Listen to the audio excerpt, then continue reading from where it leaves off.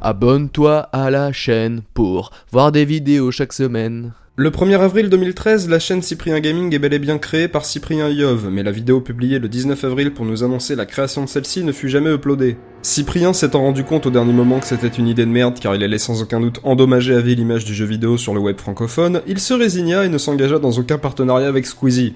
Préférant persévérer dans l'humour, Cyprien continua les podcasts mais prit goût par la suite au court-métrage. Devenant quelques années plus tard un très bon réalisateur en autodidacte, il réalisa quelques films sur grand écran pour finalement rentrer en contact avec George Lucas, avec lequel il réalisa la 4ème trilogie de Star Wars.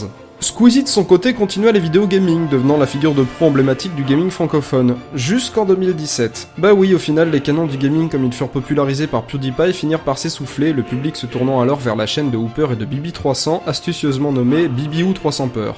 Une chaîne qui se résume principalement à des vidéos en Oculus Rift avec des chatons et des gogo danseuses, le tout étant mis en avant par le gouvernement d'un François Hollande réélu qui y vit un avantageux placement économique à l'avenir. Un pari risqué mais qui fut fructueux car en 2024, l'État récupéra les fruits de ce placement qu'on estime à quelques 173 milliards d'euros, et par chance c'était précisément le chiffre du déficit public en 2024. La France pouvant de nouveau aller de l'avant, elle devint la deuxième puissance mondiale devant les États-Unis, l'Inde et la Russie en 2040. N'oubliant pas qu'elle devait son renouveau grâce à Internet et la communauté francophone des vidéastes et de leur public, la France favorisa l'engouement culturel que porte encore la population pour la vidéosphère. De nombreuses aides financières furent apportées aux vidéastes, des programmes de toutes sortes vit alors le jour, tant au niveau culturel que du divertissement. La télévision, à l'agonie, finit par disparaître face à sa cruelle absence d'audience. Le modèle finit par s'exporter à l'international, contaminant la plupart des pays du globe. Tout va désormais pour le mieux dans le meilleur des mondes. Le modèle français ayant apporté la prospérité économique dans 100% des cas, il fut adopté par tous, même la Corée du Nord.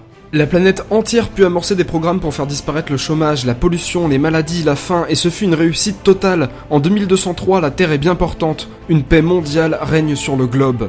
En conclusion, si Cyprien Gaming n'avait jamais existé, l'humanité aurait avancé dans la même direction, celle de la vie, de la sagesse, de l'amour et des jolies fleurs. Ok, je me suis peut-être un tout petit peu emporté.